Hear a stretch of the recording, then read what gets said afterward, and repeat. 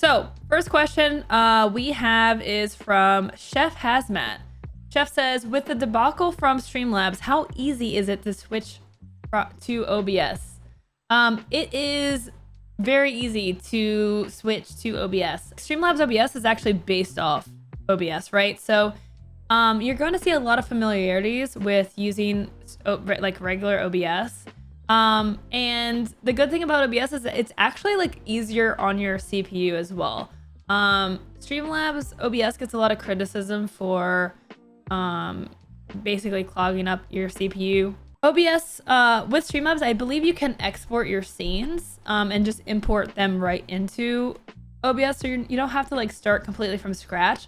Also, if you haven't used OBS in a while, they've actually made improvements to their onboarding system. So they actually have like a stepwise process for, automatically detecting the best settings for your stream and getting that all set up. So you don't have to go through that process again. They make it pretty easy to switch over. I definitely like OBS. I mean, I'm biased because I've always used OBS, but I really like it. I think it is everything you really need and more. It's got a lot of utility. It's light on your computer compared to Streamlabs OBS, and also the people who make it are awesome. It is free software, which is like incredible, right? So big ups to them. I like OBS. Next question from Gray Haster says, so you started off as a game streamer, but then you dabbled in some politics. Now you have moved to React Andy, news, and content creation. What was the primary motivator for these? My primary motivator for the content that I do is just what I'm passionate about. I've kind of just always followed my heart, and talking about content creation and gaming news and the like streaming industry news has always been something I've been interested in.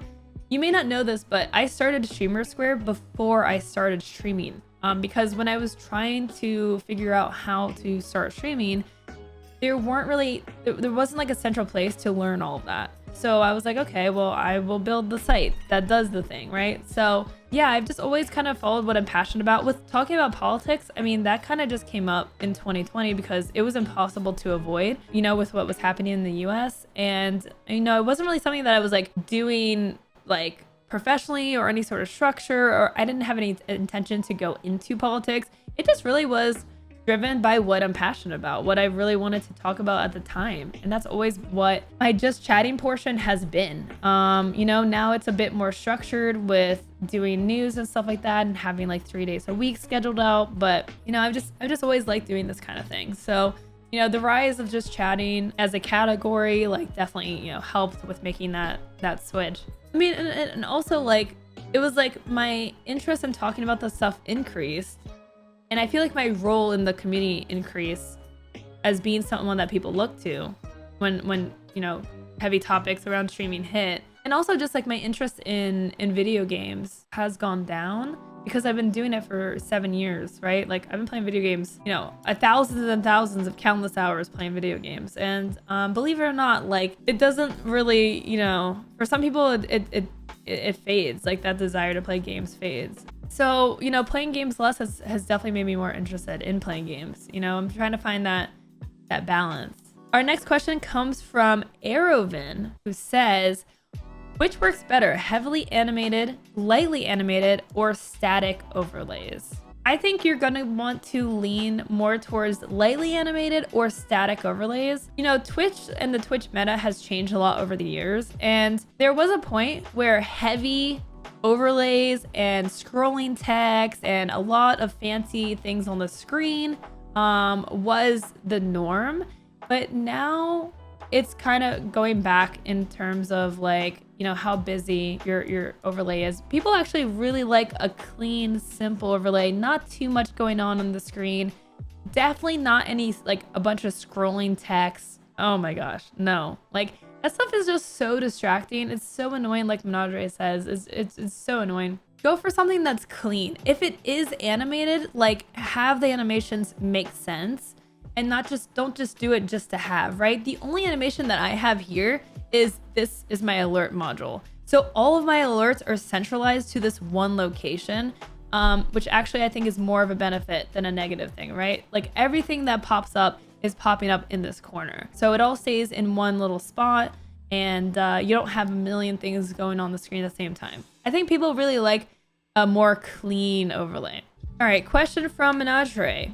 Is it detrimental to do one-off streams here and there before I'm ready to try streaming regularly? No, not at all. There's no detriment to doing this. Actually, highly recommend it. You don't have to start streaming and have everything be perfect. In fact, I recommend if you are interested in streaming, just go and start. Just go and hit the go live button and see what it's like. You know, you will learn so much on the way, and you don't have like, it's not like you're a celebrity and you have like the expectations of like, you know, thousands of people that will be there. Like, you're starting in your own little corner on the internet, and you have plenty of time to learn as you go. A lot of people, I think, fall into the trap of making sure they have the best equipment and overlays and everything's perfect and planned out, and they have panels and all this stuff. And really, like, you really should just hit the go live button, try it out a couple times. You know, that'll help you find a schedule that works for you. It'll help you hone your skills with being able to talk in a room by yourself. That's a very weird feeling when you first start. You'll learn about how to balance your audio and all of the stuff that really, like, you aren't going to learn unless you start streaming. So I don't think that you should wait forever. I think just hit go live, like literally today. Just set up OBS, hit go live, and just learn. Like, go over your VODs, see what you can do better, you know, see what worked, what didn't, and just get into the hang of it. It turns out you might not even like to stream, and you don't want to have spent all of this money on equipment and fancy microphones and a fancy camera and then realize you don't even like it. So hit the go live button before you get too involved. Next question comes from Garzard27. Hi, I'm new here. What's a good way to organically increase your viewership? So this is definitely one of the top questions that everyone wants to know, is how to increase your viewership. So there's a lot of ways that you can focus on. So you have, first of all, how to grow on Twitch within Twitch itself. And that is understanding how discoverability works, marketing yourself, networking with other creators. A lot of these things you can do directly on the platform you're streaming on. It takes a lot of work. It takes a lot of work to grow your viewership. You know, the first thing is just coming down to quality. Really making sure that your stream quality is good. Like, review your VODs, like I just said. Make sure that your audio is good. Everything sounds clear. You're talking. You know, you're giving people an opportunity to hear you talk and be engaging and get engaged into what you're saying. Like, that is, no matter what, the foundation of growing a stream, is like having a good quality stream. So do that first. Once you think you've gotten like a pretty good looking stream, and that means literally looking at your own VODs and being like, I would watch myself, right? If you can look at your VODs and be like, okay, I think people would watch me. Now the next step is you got to get eyes on your stream. So the fundamentals of that is, you know, making sure you have a consistent schedule, like you are streaming, right? Not just like an hour here and there, but you know, you're streaming in a session, in a given session, you want to look to stream 3 to 4 hours a day. And then, you know, have like a schedule where people can expect you. Do it a couple days a week, right? That's where you want to start. Once you get that going, now it's like engaging on the platform. So being active in other streamers' chats, rating, hosting, you know, building relationships with other streamers in your size and in the genre of games you're playing. Really making sure that you kind of expand your community and whose communities you're a part of. That's a really powerful thing that I think is super underrated, is just embedding yourself in other communities that are like-minded, becoming a regular there, and then eventually people will figure out you stream too, and then all of a sudden, you know, people are more likely to gravitate to your stream. So then outside of that, you want to grow your stream, you need to use other platforms. Like, it's super, super important to use other platforms. I would say the best way to start with that is pick one social media platform outside of your main streaming hub. So, you know, for Twitch, maybe you focus on Twitter or TikTok or Instagram. It really just depends on what you like to do. I personally still think Twitter is the best platform to work on because it's good for marketing, it's good for networking, it's good for posting your content, it's good for engaging your community. So it has a lot of benefits. So I always recommend Twitter to start with. But if you're really into doing cosplays and photo shoots, then, you know, maybe Instagram makes more sense. Or you're really clever and you like to come up with fun skits, maybe something like TikTok would make sense. So yeah, basically marketing, networking, and just having a good quality stream that is like the 3 basic things you want to have nailed down to grow your stream. For more on that, I highly, highly, highly recommend the SolarStream course called Growing Your Stream. I wrote most of it, and it breaks down in depth how discoverability works, how to get discovered both within Twitch and outside of Twitch, how to network and how to market yourself. Highly could not recommend that course enough on SolarStream. Definitely go through that course. I'm really proud of it. I know it's one of the top things people, want to know. So definitely check that out. So Consuela says, how do you find or approach companies to get sponsorships? This is a great question. How do you find sponsorships? So the first thing you want to do is figure out what you want out of a sponsorship. Like, what are you looking for? Who do you want to work with? Like, what do you want to get out of the deal? And what can you offer as well? The most impressive thing that you could do is build a deck. So a deck is essentially a 1-page summary of your stream, what you're about, your numbers, anything else that like previous experience, anything that would make you stand out. So someone can look at 1 page and know everything they really need to know about your stream in a snapshot, right? That's where you're gonna want to start. And then basically what you're gonna want to do is just build some sort of pitch. Like, hi Logitech, I use your equipment all the time. I love it. I think like, a partnership here would be really valuable. I have a very active and dedicated community with this average CCV. In the past, I've done, I've had an affiliate link for SteelSeries. And as you can see with these stats, I sold this many. And even with a small community, I still am able to make sales. And, I think that this would be a perfect partnership.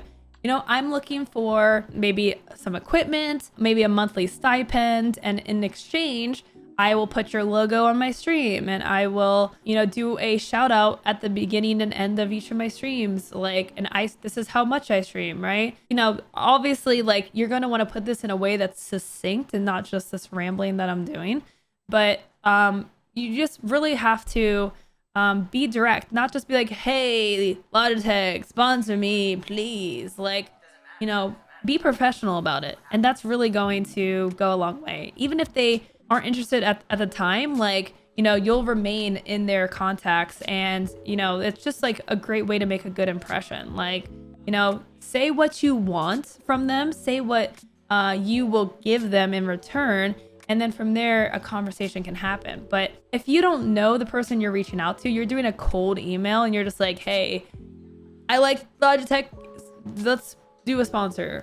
Like, that's really not going to work. So yeah, the more details and just having a plan. And that goes for not only sponsorships, but also just when you're trying to get a game code, or you're trying to like work with a game company, or, even like something bigger. You're trying to do a hosting job, or, you want to put it together a big event. Like, you're doing a big charity stream. Like, knowing what you want and what you can offer someone is going to go a long way. And having that set out from the get-go, rather than forcing the other person to ask for that, right? You save those steps, and you save the chance that they won't even bother with those steps. You just kind of lay it all out there. I think that's the best way to get sponsorships. Next question comes from Gray Hasser, who says, streaming can be a hobby and just for fun, but if you intend to actually make money to live off, is there any point anymore? At what point should you just give up? I think that people have this idea that streaming is too saturated, it's impossible to grow, it's impossible to make money anymore. Like, you can't be a full-time streamer anymore. I think people think that the dream of being a full-time creator are really far off.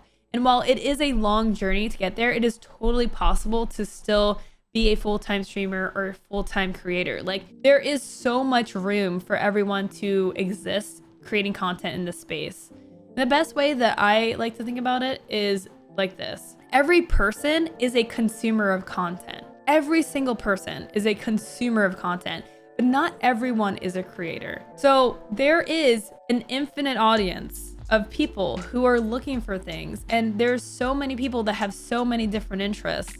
Just because the thing you want to do isn't popular doesn't mean there is not an audience for it. There is an audience for everything. At what point should you just give up? I mean, I would say if this is miserable, if you're not enjoying streaming, like, then I think it's worth at least reevaluating your goals. Is it worth it to you at that point? Like, if your mental health is in the trash, you're isolating yourself, you've burnt friendships and family and a lot of money trying to make streaming work. Like, you know, I think it's worth definitely to reevaluate your priorities and your goals and assess, like, you know, is this healthy what I'm doing if I'm trying to make streaming work? Like, you know, I think the best way to do that is by taking streaming stepwise and not going all out, you know, to the point of you're just ruining your life trying to make streaming work.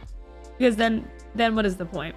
If you want to start streaming today, like, there's no reason why you can't grow and be successful. You know, I've seen creators who started last year during the pandemic and are Twitch partnered, you know, a year later. It is entirely possible to grow as a creator in the space. You just have to be smart about it.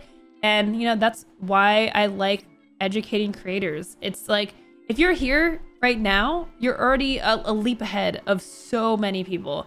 You go and check out SolarStream, you are miles ahead of so many people. Like, really, it does, like, the education is so valuable to learn and get an edge rather than wasting all of your time trying to figure it out on your own. Why not learn from people who have proven success, right? You know, I think that's one thing that kind of blows my mind with, like, streaming is, like, people try to find the easy way out, or, like, you know, they will stream for years and years and to no one. You know, and I've seen creators who have started recently and have grown and been successful. It's really just about working smarter, not harder. We have a question from Gray again, who says, there used to be a meta for loud sounds and big center of the screen alerts. I understand for a larger streamer, it actually becomes more muted because of the sheer amount of alerts. So should the size of your community determine that, or should we all be muted? Okay, so you're just talking about alerts and how annoying they are. I think definitely the size of your community, or the size, like the frequency of alerts that happen, definitely correlates to how obnoxious the alerts are. Like, when I started streaming, I had a follower alert that made a sound whenever someone is followed, okay? I think that's probably close to unheard of nowadays, but you know, we all learn when we start streaming, right? So whenever I got rated, that alert would just go off, and it was like this annoying, like, Daffy Duck laugh. It'd be like, like, oh my God, it was obnoxious. So eventually I had to turn that off. Another example I have for you is anytime someone subbed, I had this Grumpy Cat right here, and I would bring Grumpy Cat up and do like a little thank you thing for like a few minutes. And there became a point where, you know, I couldn't keep doing that anymore because it became way too disruptive to the flow of the stream, where, you know, I'd have to every 5 seconds be doing it. And then, you know, it loses its touch, right? It becomes repetitive and just kind of annoying at that point, right? So you always have to kind of gauge your alerts and, you know, how frequently are they popping up? Sometimes in this community, you know, things will be chill for a while and that's fine. And sometimes it'll be crazy and the alerts will keep going off to the point where you have to start skipping them or pausing them or muting them. Sometimes when I'm doing segments like this one, I will mute my alerts because I know it will disrupt the content that's happening. Like, it will distract me from my answers. It'll talk over my answers. I think that, you know, you just have to gauge. You have to gauge, and things change over time. Your stream will change over time. You know, when it comes to especially like the alerts and what you do for, you know, thanking subs and doing raid messages and stuff like that. 7 Heavy Seal says, what is your advice for variety streamers? I do games, music, just chatting, and watch parties. I keep getting told to focus on one category for best growth. Do you find this to be true? So I wouldn't say it necessarily has to be one specific category, but if you are all over the place, it does make it more challenging to grow. Viewers are more finicky than ever before, so it is important to make smart choices with the content you're making. And the more in line that one thing you do happens to be with another thing that you do, then that is going to increase the likelihood someone is going to come back and watch you. If you play FPS games and then you start playing like a game like Magic the Gathering, you know, that crossover, that's really rough to grow. Like, your current audience isn't used to you doing that. You're going to get less viewers naturally. Even if you get growth in Magic the Gathering, if you're going back to FPS games the next day, like, there's very little crossover there. You see, like, you want to increase the likelihood that someone who likes this game will like the next game you play, because over time, you people will initially, they watch you for the game you're playing. And over time, the goal is to convert them into someone who will watch you play anything, right? But that takes a lot of time, and it's harder than ever now because there are so many channels for viewers to choose from. Back in the day, when Twitch was first getting started, there was only a handful of streamers. So you watched your favorite streamer play anything, everything, right? You didn't really have many options, but now there are millions of streamers. So the second that you're doing something that people don't want to watch, they don't have to stick around, and they don't stick around. So now more than ever, it is important to hone in on a niche. This doesn't mean one specific game, maybe a genre of games. This also makes it easier to market yourself. How do you describe yourself? How do you distinguish yourself from other people? You need to figure out what your content is all about, what people will expect. You can't just be like, I'm a variety gamer. Okay, that's so generic. It doesn't work anymore. Everyone is a variety streamer, okay? Everyone streams variety. Like, you can't just use that anymore. So hone in on a direction for your channel. As you grow, you'll have more flexibility to do other things. But right now, when you're just getting started, when you're still trying to grow, like, you gotta hone in on a direction. Be like, I am this streamer. I am family friendly, and I play, card games. Like, this is how you market yourself. This is how people will learn about you. Texix says, how do you deal with a lack of motivation? How do you motivate yourself to press the live button? Man, this can be really tough. Usually lack of motivation is a sign of burnout. And this can be something that is caused by streaming itself or even outside of streaming. Sometimes work is just dragging you down. I think that's like one of the biggest challenges that creators face when they're, juggling a job and trying to stream. Think about like why you're streaming, why you're doing it, and what you want out of it. That could be a big reason why you're not motivated to hit the live button. Do you feel obligated to stream because you've set a schedule and you find yourself like, overexerting, trying to make your schedule work? Maybe you gotta lessen your schedule. Maybe you have to just stop your schedule for a little bit and just stream when you want to. Maybe it's the games you're playing. Maybe you got to switch up to a different game. Having a lack of motivation to stream, it feels like an obligation. Yeah. So, maybe it's just worth taking a break, reevaluating your goals. Why are you streaming? And create content that you enjoy. Don't just create content that you think is going to grow your stream. Like, really think about what you like to do, what you love to do. What is your passion? What is like something that you could just talk forever about, right? Or a game or a genre that you could just play all the time. What are things that you want to show people about you and your content and your gameplay? Like, if you love comic books, but like you just you don't really do anything with comic books on your stream, start a comic book talk show. It could be something so casual where you bring on a couple friends and you geek out about something, right? Like, maybe that could be something that, gets you passionate about content creation again.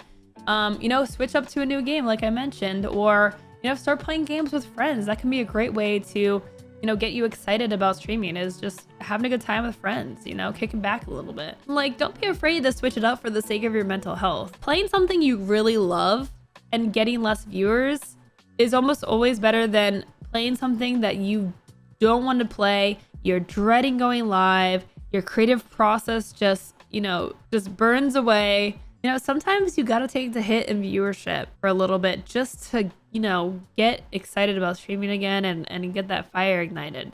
Next question is from Broken Home. I want to stream, but would rather just start a chat channel. I love games, but I feel like a lot like Lowco, where I am not so much into them anymore and tired after work. I prefer to watch someone play.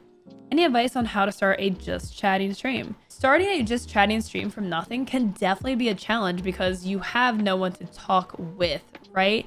That can be really, really tough when you don't have anyone watching. It's going to be really important that you're able to carry a conversation, without having any chat to bounce off of. And maybe some remedies for this look like getting a friend to join you for just chatting, preparing content ahead of time. So gathering a list of news sources or videos or topics, talking points, and just preparing yourself for just chatting stream. So that way, when you are live and rolling, you're not just like So, yeah, how's everyone's day going? This weather we're having, huh? Crazy. And no one's there, right? So I would say preparation is going to be really important for just chatting stream when you have no viewers or a smaller community. That way you can carry the conversation. If people come in and start watching you and chime in, that's great. That's awesome. But you know, when you have nothing or expect nothing, like, you gotta be prepared. And you'll get better at that with time too, with just like riffing and improving, and you know, like, even me, like, I can still struggle with like, okay, no one's really saying much, I guess I'll just start rambling. You get better at rambling the more you stream. So that's just another reason why you should start streaming and just, you know, see how it goes. Dual Rob says, I'm returning to streaming soon and plan to switch to a morning stream, like 8 a.m. Eastern. Do you think that's a good idea for someone that averaged 1 viewer on evening streams? That's totally fine. It can be really detrimental to drastically switch your stream time if you already have a community. It's like starting all over basically. But you know, you're starting from the bottom anyways. Like, you don't have anything to lose. So I would say go for it. If that makes more sense for you to stream in the mornings, that can definitely be a really good time zone. And if that's where your energy is, then I say go for it. Communicate to your community about your change ahead of time. Make sure you adjust your schedule that's below your stream. You know, you post in the Discord and you keep streaming under the same time zone and let people know, hey, starting on this day, I am switching to the mornings. Just letting you guys know, you know, make sure you just get that messaging out there so people aren't like, whoa, I haven't seen you stream in weeks, because they can never catch your morning stream. They don't know that you went live. So yeah, just make sure to communicate that ahead of time before you make the switch. Try a different time slot might work. There's no golden time slot that you should stream in that's gonna guarantee your growth. Like, really what's important with picking a time slot is where your energy lies. Do you feel like, you know, for me in the mornings, that's like when I have the most energy. That's when I'm like ready to stream, ready to go. Some people are more active at night. You know, it's really going to change very person to person, but that's where you want to start. And also with what works with your schedule. You know, if you work during the day, you can't stream during the day. Like, if you can't be consistently starting at the same time several days a week, you know, it's going to be tough to gain a following. You gotta have a set schedule as much as possible. So, you know, pick what works for you, because you can grow in that time slot. You know, it really, especially when you're starting from zero, there is no golden time slot that is gonna be the best for you. Like, it really comes down to you and your personal preference. How do you build a community like the Looney Bin, where everyone is fairly well behaved when not trolling? But seriously, this community is amazing. How? Like, to build a community, it's really about what you want and then enforcing and cultivating that community. So getting rid of people that maybe aren't necessarily breaking the rules, but are, you know, not matching the vibe. Really, it's about who is vibing with your stream. If some people come in here and they're typing in all caps and they're just spamming and saying nonsense, like, you know, we'll time them out because they're not meshing with our flow. You know, they're kind of disrupting things. So you know, don't be afraid to get rid of people who, you know, aren't really working out for your stream. And also your moderators is a big thing too. Like, making sure your moderators are on the same page. They are the role models for chat. Chat will take on how the mods act. They will look to see how the mods act, see what they can get away with. So if you have mods that are breaking rules or abusing their power or swearing when you don't want swearing, like, people will follow suit. So it's up to you and the mods to steer the community in the direction you want it to go. Marmon says, how do you work to present yourself much more professional via social media? For example, pin tweet, bios, etc. Like you have listed here, using things like a pin tweet or using your bio effectively to get across what you're about. You know, I think that's super important. Also, don't undervalue that header. The header spot that's in your Twitter profile page. You know, that's a really good opportunity to, you know, if you have that looking nice, you get, you know, a graphic designer to make that, like, you know, that is going to show that you know your stuff and that you're serious about what you're doing, right? Making sure that your profile picture is either your branding or a nice clean headshot. You know, it's not just like you looking like a bum or something. Like, Now, these are all ways to get across that you're more professional. Having a, you know, a link tree or even a website that shows like what you're about, the work you do, like who you are, like that's super helpful too, right? Your goal basically with your Twitter is, you know, with the top of your Twitter is, you know, how quickly can someone learn about who you are and what you're all about? You know, the faster you can make that happen, the more likely someone is to stick around. If you can't convey that effectively and quickly, then, you know, you're just wasting time tweeting and talking to people, because people won't be compelled to check you out and follow you. Can you talk about how you set up your OBS sources for streaming with someone else who is not at your location? Zoom call in the background, Discord, what works best? Zoom or Discord can both work for bringing someone in that is, you know, somewhere else, right? They're both, well, Zoom is not free actually. Discord is free. I like to make things complicated and use both. So what I find is Zoom is easier for capturing video because, you know, it relatively stays in the same place. Like once you crop it, you know, it doesn't have stuff on the screen. Like, you know, Discord can be kind of weird with that and annoying with that, but Discord's audio is far superior than Zoom. So I like to make things complicated, and I typically use both for when I have people on the call. But you know, you can get away with either one really. Whatever's, you know, makes more sense for you and your setup. I have tried OBS Ninja. It is complicated. I don't know. I could give it another shot, but the problem I was having is like either like, I guess having to make a room each time and then having to update the browser source links every time, like is almost the same amount of work as just finessing the Zoom cropping. So, you know, maybe I'm doing it wrong. You know, maybe I should give it another shot, but it was a lot of being finicky with things. Plus the way I have my audio routed, I can easily, when I bring on a guest on stream, I can turn off the audio so that only they can hear me and not the stream. So I'd have to refigure that out for OBS Ninja. So, you know, it's just one of those things that, I mean, I figured out a solution that works without too many issues. And so I do realize OBS Ninja can be a lot better, but haven't done it yet. I can't seem to figure out how to set up my mic correctly. It's either too close in clips or too far away and quiet. Do you have any guidance or tutorials on SolarStream?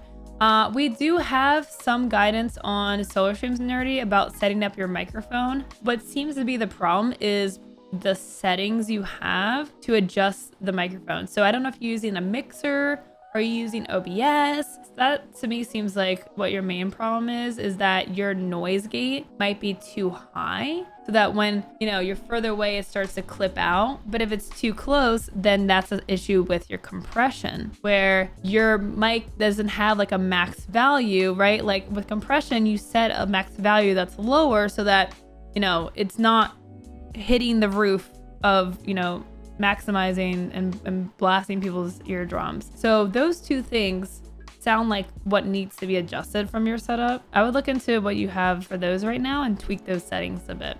I know that you use soundboard captures a lot, but have you ever looked into Lorian board integration with channel points? I've never even heard of that. Do you think this is a good thing or potentially creating too busy a stream environment? So when it comes to having sound, like a soundboard on your stream, there's a lot of different tools. You can use extensions, you can use bots. I haven't used Lorian board, but that sounds like another option with channel points. You know, I think they can be a lot of fun. It's something that we have here in the channel, but same thing with having your alerts. It really is just about gauging how frequently they're used and trying to make adjustments so that they're not too spammy, you know, so you're not just, again, just having it, you know, be on top of you trying to talk, interrupting like important cutscenes, or just going off like constantly, right? So try to adjust the values of how much they cost, maybe incorporate some sort of limitations on how often you can use it, right? Those are all things you can change to make sure that it's not being overused. You stated earlier that production value is important, not cost and discoverability. I personally know that this takes time to learn. You have stated that many of these tips and tricks are included in SolarStream. Things like integrating nested scenes, transitions, intro trailers, 1-minute Twitch trailer. Yes. And the cool thing about that is what you're asking, most of those topics are actually part of our free section. So the basics of how to use OBS, creating nested scenes, setting up your Twitch, you know, doing an intro trailer, those are definitely covered in those courses. They're under the pre-check section. So if you sign up for an account on SolarStream, you will get access to the free pre-check courses. And then, you know, obviously if you get a membership, you get access to all 30 of the courses, but that should at least answer a lot of those questions that you just asked about. Our next question comes from Garzard. Says, what bots do you use and how do you set them up? So I personally just use Phantom Bot, which is like a custom bot. I don't recommend it unless you are very savvy with having your own hosted server and bot stuff. I am not, as you can tell by the way I'm describing it. But one of my moderators is super savvy about that stuff. So, you know, if you have someone that can help set up a custom bot, there's a lot of, like, you can build your own modules within Phantom Bot. But for the most part, you know, things like the Stream Elements bot, even MooBot and Nightbot are great free options that should do most of the things you need it to do, like running commands. And also things like the Stream Elements bot has a point system. I think they have some sort of soundboard, some sort of store where people can buy things with their points. They have a little more advanced things if that's something you're looking for. Mini games as well. I think a lot of those do have some sort of mini games. Do I need to be a streamer to be able to take the courses on SolarStream? You don't need to be a streamer, but if you're interested in becoming a streamer or even just a content creator in general, it's definitely a great place to start your journey. If you're a moderator, there actually is a free course on Intro to Moderation. So learning the tools, learning how to be a good mod, even for streamers, learning how to pick your mods and find mods. That is one of our free courses that we have available on SolarStream.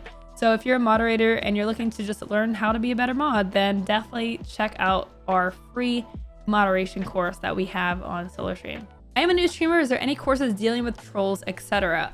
Yes, we have a course under the self-care section, a module called Dealing with Harassment.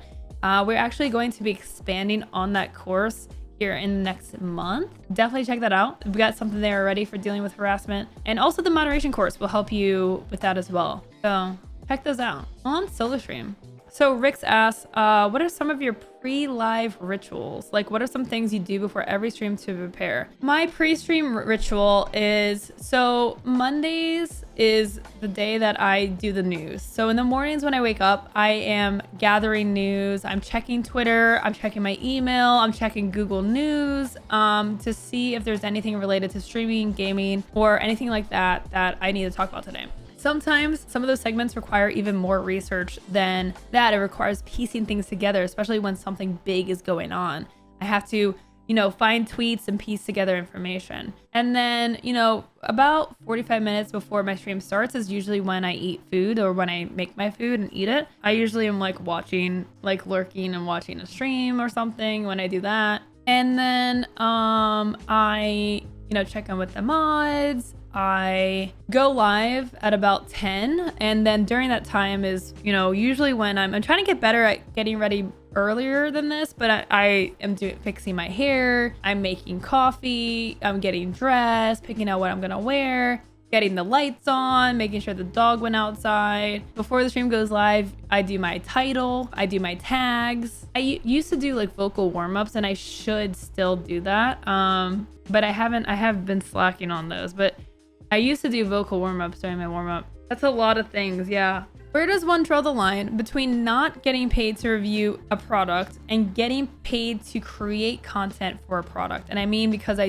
don't think it's right to get paid for a review, but what about the latter? So basically, when should you get paid to create content around a product, right? That's what you're asking. Okay, so yeah, if you're reviewing like a piece of streaming equipment, typically you're not getting paid to do that unless you're doing like a sponsored stream for it, right? Or an ad that's integrated into your content. But if you're giving an objective review, I mean, it's hard to do that if you're getting paid to do it, right? So that makes sense. So that part makes sense. So then you're asking, you know, getting paid to create content for a product. So yeah, if they're asking for things, right, then you should be getting paid to do those things. If they're asking things from you, like you're doing, like that's sponsored work because you're no longer being objective about it. They're telling you to do things and it's beyond the scope of a review, right? So if they're asking like, hey, like, you know, we want you to hit these talking points, you're being sponsored, right?